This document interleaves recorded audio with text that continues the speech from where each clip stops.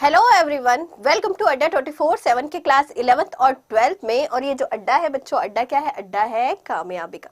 मैं पूजा रावत आप सभी का स्वागत करती हूँ बच्चों अड्डा 24/7 के क्लास 11th और 12th में।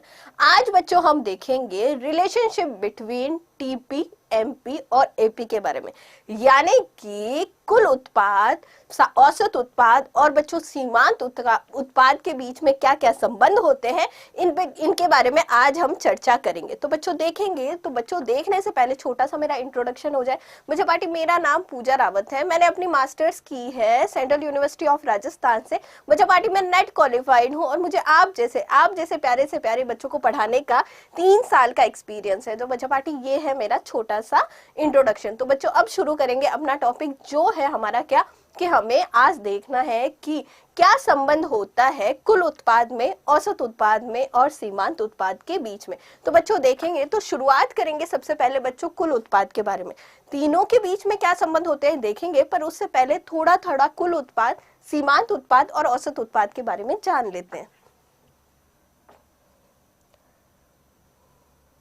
तो बच्चों देखेंगे कुल उत्पाद यानी कि टोटल प्रोडक्ट। टोटल प्रोडक्ट क्या होता है? सिंपल सा है बात कि एक निश्चित अवधि के दौरान दिए गए इनपुट की संख्या के साथ एक फर्म द्वारा उत्पादित माल की कुल मात्रा को संदर्भित करता है। कि एक निश्चित समय में अगर कोई फर्म क्या कर रही है, उत्पादन कर रही है बच्चों, तो उसके लिए बच्चों जो इनपुट है और जो मात्रा है, उन दोनों को अगर हम मल्टीप्लाई कर देंगे तो हमें क्या मिल जाएगा बच्चों? यहाँ पे कुल उत्पाद मिल जाएगा। ठीक है बच्चों, अल्प अवधि में एक फर्म केवल परिवर्तित कारकों को बढ़ाकर टीपी का विस्तार कर सकती है। हालांकि लंबे समय में फिक्स्ड और वेरिएबल दोनों कारकों को बढ़ाकर टीपी को बढ़ाया जा सकता है। बच्चों अल्पकाल में क्या होता है, कुछ स्थिर कारक होते हैं, कुछ परिवर्तनशील कारक होते हैं। तो बच्चों अल्पकाल में अगर किसी फर्म को उत्पादन बढ़ाना है तो वो क्या करेगी, वो जो क्या होते हैं, परिवर्तनशील जो कारक होते हैं, इनमें परिवर्तन करके क्या कर सकती है, मात्रा को बढ़ा सकती है। वहीं बच्चों अगर दीर्घकाल में अगर बढ़ाना है, मतलब दीर्घकाल में मात्रा को बढ़ाना है, उत्पादन को बढ़ाना है, तो बच्चों सारे जो कारक होंगे क्या होंगे? वेरिएबल होंगे, यानी परिवर्तनशील होंगे और उन सब में परिवर्तन किया जा सकता है। तो बच्चों ये था हमारे टीपी के बारे में। टीपी का डायग्राम दिया हुआ है बच्चों, क्या बताता है? टीपी का डायग्राम बताता है पहले क्या होगा, थोड़ा सा क्या होगा बच्चों, ये बढ़ती दर से बढ़ेगा। यहाँ पे मान के चलो ये यहाँ तक क्या हो रहा है, बढ़ती दर से बढ़ रहा है। फिर क्या होगा बच्चों, ये गिरती दर से बढ़ेगा। ठीक है, गिरती दर से यहाँ तक बढ़ेगा।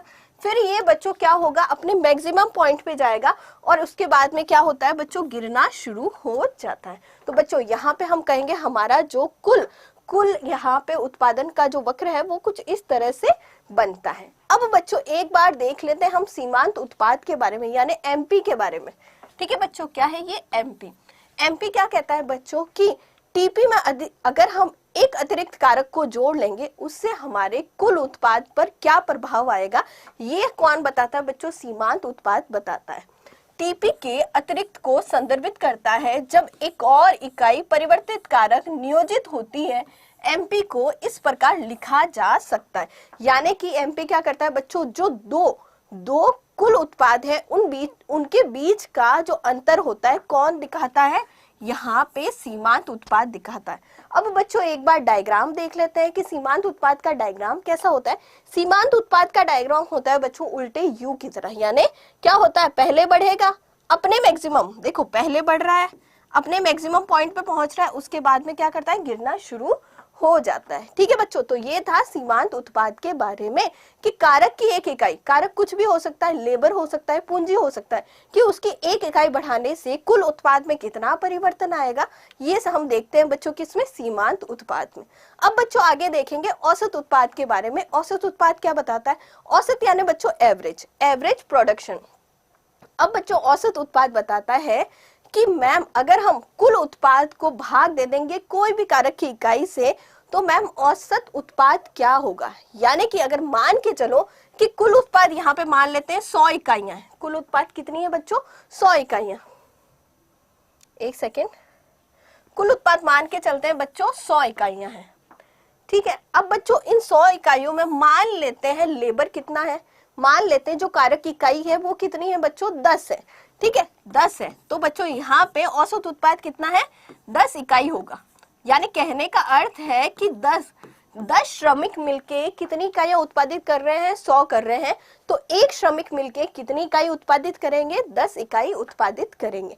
ठीक है बच्चों, तो यहाँ पे औसत का मतलब क्या है कि औसत उत्पादन कितना एक कारक कर रहा है, ये हम देखते हैं। तो यहाँ पे भी सिंपल सी बात कही है, ये परिवर्तनीय कारकों के इनपुट की प्रति यूनिट आउटपुट है और इसको निकालते कहते हैं एपी बराबर कुल उत्पाद बटे में श्रम या फिर कोई भी कारक हम यहाँ पे ले सकते हैं।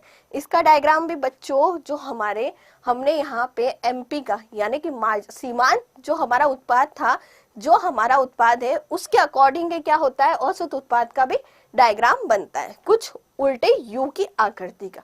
अब बच्चों अगर हम तीनों के ही, अगर हम कुल उत्पाद, औसत उत्पाद और बच्चों सीमांत उत्पाद तीनों के ही डायग्राम देखें तो तीनों के डायग्राम एक सिमिलर होते हैं। पहला देखो, ऊपर वाला जो डायग्राम है वो किसका है? कुल उत्पाद का है, जो क्या कर रहा है, पहले यहां तक क्या हो रहा है, तेज गति से बढ़ रहा है, फिर क्या हो रहा है बच्चों, फिर धीमी गति से बढ़ रहा है यहां से यहां तक। ठीक है, और उसके बाद अपने अधिकतम बिंदु पे पहुंच रहा है कौन? टीपी, और उसके बाद क्या होता है बच्चों, गिरना शुरू हो जाता है। ठीक है, उसके बाद हम नीचे देख लेते हैं, ये हमारा क्या है, एमपी का कर्व है, एमपी का, ये हमारा क्या है बच्चों, एमपी का कर्व है। क्या हो रहा है, जब देखो पहली स्टेज में जब क्या हो रहा है, टीपी तेज गति से बढ़ रहा है तो एमपी क्या हो रहा है बच्चों, बढ़ रहा है। ठीक है, अब जब टीपी क्या हो रहा है, ए के बाद में क्या हो रहा है बच्चों, यहाँ पे घटती हुई दर से बढ़ रहा है तो एमपी क्या होगा बच्चों, गिरना शुरू हो जाता है। और जब बच्चों क्या होता है, टीपी अपने मैक्सिमम पॉइंट पे होता है तो एमपी क्या होता है बच्चों, एमपी 0 हो जाता है। यहाँ पे क्या हो रहा है, 0 हो जाता है, एमपी 0 हो जाता है। और जब टीपी गिरना शुरू होता है तो एमपी क्या होता है, एमपी नेगेटिव हो जाता है। बच्चों ध्यान रखना, इसके ऊपर क्या होता है, पॉजिटिव होता है, इसके नीचे नेगेटिव होता है। और हमने जो हमारे पास प्रीवियस डायग्राम था उसी की तरह बनाया। ठीक है बच्चों, उसी तरह एपी का डायग्राम कुछ इस तरह से उल्टे यू की आकृति में होता है। अब बच्चों इन तीनों में संबंध क्या है, तो बच्चों इसी डायग्राम से हम संबंध पता लगा सकते हैं। कैसे?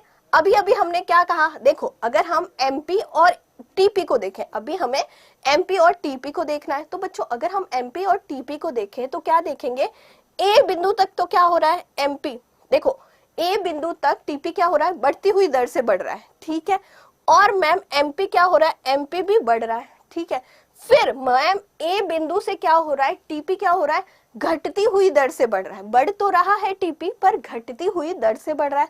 यानी कि यहाँ तक कौन सी थी मैम, फर्स्ट स्टेज थी, यहाँ तक सेकंड स्टेज, और ये कौन सी स्टेज आ गई, थर्ड स्टेज आ गई। मैम यहाँ पे सी पर क्या हो रहा है, ए बिंदु के बाद एमपी क्या होता है, जब टीपी क्या होता है, घटती हुई दर से बढ़ रहा है तो एमपी क्या होता है मैम, गिरना शुरू हो जाता है, गिरना शुरू हो जाता है। पर एक चीज ध्यान रखना, यहाँ पे क्या होगा, धनात्मक होगा, पॉजिटिव होगा यहाँ पे हमारा टीपी। ठीक है मैम, आगे हम देखेंगे मैम कि यहाँ पे क्या हो रहा है, जब हमारा टीपी क्या होगा, मैक्सिमम होगा, अपने अधिकतम बिंदु पे होगा, उस समय एमपी क्या होता है मैम, यहाँ पे होता है, यानी 0 हो जाएगा। और मैम जब टीपी गिरना शुरू हो जाता है तो एमपी क्या होता है, एमपी यहाँ पे नेगेटिव हो जाता है। ठीक है मैम, तो यहाँ पे हमने टीपी और एमपी के बारे में देखा है। उसी के साथ मैम हम देखेंगे किसके बारे में, हम देख लेते हैं एपी के बारे में। तो मैम जब क्या हो रहा है, टीपी क्या हो रहा है, जब टीपी बढ़ती हुई दर से बढ़ रहा है तो एमपी भी बढ़ रहा है। ठीक है, उसके बाद में मैम क्या होता है, बी स्टेज के बाद क्या होता है, एपी क्या होता है मैम, धीरे धीरे गिरना शुरू हो जाता है, पर ये शून्य नहीं होता क्योंकि हमारा टीपी कभी शून्य नहीं होता है। ठीक है मैम, वही देख लेंगे मैम कि ये हमारे जो पहले हम देखेंगे मैम टीपी और एमपी के बीच में क्या संबंध है, उसके बाद में हम देखेंगे एमपी और एपी के बीच में क्या संबंध है। तो सबसे पहले हम देखेंगे मैम कुल उत्पाद और सीमांत उत्पाद के बीच के संबंध को। ओके, तो मैम अगर हम कहें एमपी इज मोर देन 0, जब एमपी 0 से ऊपर है उस समय क्या होता है, टीपी बढ़ता है। हाँ मैम, इसी प्रकार एमपी मोर देन एपी होता है, उस समय क्या होता है मैम, एमपी क्या होता है, ज्यादा होता है एपी से। सही कहा है। यहाँ पे क्या हो रहा है मैम, यहाँ पे क्या है, 0 से ऊपर है क्या, एमपी, और उस समय क्या हो रहा है, देखो यहाँ पे एमपी क्या है, एपी से ऊपर है, और टीपी भी क्या हो रहा है मैम, बढ़ रहा है। ठीक है मैम, यह बढ़ती हुई अवस्था है। ठीक है, और इंग्लिश में भी लिखा है MP is more than 0, AP is rising, thus MP more than AP, this is increasing stage. और ये कौन सी स्टेज है बच्चों इंक्रीजिंग स्टेज है। दूसरी स्टेज में क्या होता है बच्चों, एमपी इज मोर देन 0 लेकिन एपी गिर रहा है। इसी प्रकार एमपी क्या होता है, लेस देन एपी होता है। अब बच्चों एक और, पहला ए पॉइंट पे देखा था, अब बी पॉइंट पे देखते हैं कि धीरे धीरे क्या होता है, एमपी गिरना शुरू हो जाता है। 0 से ज्यादा होता है पर फिर भी क्या होता है, गिरना शुरू हो जाता है। और उसके बाद क्या होता है, यहाँ पे एपी ज्यादा ऊपर होता है और एमपी क्या होता है, धीरे धीरे गिरना, एमपी से नीचे आ जाता है, एपी से नीचे आ जाता है एमपी। और टीपी बढ़ रहा है क्योंकि क्या होता है, यहाँ पे हाशमान अवस्था है। यहाँ पे क्या है बच्चों, यहाँ पे क्या होता है, टीपी बढ़ रहा है। अब देखेंगे बच्चों यहाँ पे क्या हो रहा है, जब क्या होता है, एमपी क्या होता है, मैक्सिमम पे होता है, सॉरी टीपी मैक्सिमम पे होता है, तो एमपी क्या होता है, एमपी 0 पहुंच जाता है। और यहाँ पे एमपी इज मोर देन 0, यह हाशमान अवस्था है। ठीक है, ये कौन सी अवस्था है, हाशमान अवस्था है। अब बच्चों यहीं पे देखेंगे, अब MP is more than 0 English में लिखा है but AP is falling, thus MP is more than AP, but TP is increasing because MP is more than 0. This is a diminishing stage. अगली स्टेज कौन सी है बच्चों, MP is less than 0. अब negative stage आ गई है बच्चों। अब TP गिर रहा है, यह नकारात्मक चरण है, तो हम कहेंगे AP is less than 0, TP is falling and this is a negative stage. और बच्चों यहाँ पे एक और स्टेज आएगी, कौन सी है, वो स्टेज नहीं है, वो क्या है बच्चों, पॉइंट है। ठीक है, अगर हम कहें तो व्हेन, अगर जब टीपी क्या हो रहा है, टीपी अधिकतम है। ठीक है, टीपी अधिकतम है, जब टीपी अधिकतम है तो एमपी क्या होगा बच्चों, 0 होगा। और यहाँ पे एपी की सिचुएशन क्या होती है, एपी गिरता रहता है पर वो 0 नहीं होता है। एपी क्या होता है, एपी गिरता रहता है, गिरता रहता है। ठीक है बच्चों, तो ये हमने तीन यहाँ पे क्या देखे हैं, 3 संबंध देखे हैं एमपी और टीपी के बारे में, और आई होप आपको भी समझ में आया होगा। आगे देखेंगे बच्चों, अब हम देखेंगे औसत उत्पाद और सीमांत उत्पाद के बीच में क्या संबंध है। तो बच्चों अगर हम देखें तो मैम कहेंगे कि एमपी तब तक बढ़ता है जब तक एमपी और एपी से बड़ा होता है, बिंदु पी तक एपी अधिकतम पर होता है। इसके लिए बच्चों एक डायग्राम बना लेते हैं ताकि आप अच्छे से समझ पाओ। तो बच्चों यहाँ पे हम एमपी और एपी का डायग्राम बना लेते हैं, एक 0 एक्स अक्ष और ये वाई अक्ष।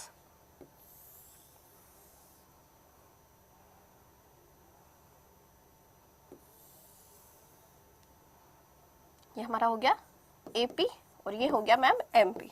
अब बच्चों पहला क्या है रहा है, एपी तब तक बढ़ता है जब तक एमपी एपी से बड़ा होता है। ठीक है बच्चों, तो यहाँ पे एपी कब तक बढ़ रहा है, यहाँ बढ़ रहा है जब तक क्या है, एमपी एपी से बड़ा है। ठीक है, तो हम कहेंगे पहले स्टेज में क्या होगा, पहले स्टेज में एमपी और एपी दोनों बढ़ रहे हैं, पर मैम एमपी क्या हो रहा है, तेज गति से बढ़ रहा है, किससे, एपी से। ठीक है मैम, आगे देखेंगे पी कम हो जाता है जब MP is less than P होता है। ठीक है, यानी कि जब MP क्या हो रहा है, नीचे आ रहा है, MP क्या हो रहा है, देखो इस पॉइंट के बाद क्या हो रहा है, यहाँ पे इस पॉइंट के बाद यहाँ पे MP क्या हो रहा है, यहाँ पे AP से नीचे आ गया, तो हम कहेंगे यहाँ पे क्या हो रहा है, AP भी गिरना शुरू हो जाता है। ठीक है, बिंदु P से परे, यहाँ पे P बिंदु कर देते हैं इसको। ठीक है बच्चों, P से परे AP अपने शीर्ष पर है, और यहाँ पे बच्चों ध्यान रखना, जहां पे ये जो P बिंदु है, जहां पे AP MP को काटता है, वहां पे AP क्या होता है, अपने शीर्ष बिंदु पे होता है। कहाँ होता है, अपने अधिकतम स्तर पे होता है। यानी कि कहने का अर्थ है, पहले क्या होगा, MP बढ़ेगा, अपने मैक्सिमम पॉइंट पे पहुंचेगा और फिर गिरना शुरू हो जाता है। अब बच्चों यहाँ AP भी क्या होता है, शुरू में बढ़ता है, फिर वो गिरना शुरू हो जाता है, और जहां से वो गिरना शुरू हो जाता है वहां पे क्या होगा, वहां पे MP AP को काटता है। ठीक है बच्चों, आगे देखेंगे AP अपने अधिकतम पे होता है जब AP बराबर MP होते हैं। MP वक्र AP को ऊपर से अधिकतम पर काटता है। देखो यहाँ पे अधिकतम पे क्या कर रहा है, MP वक्र को काट रहा है।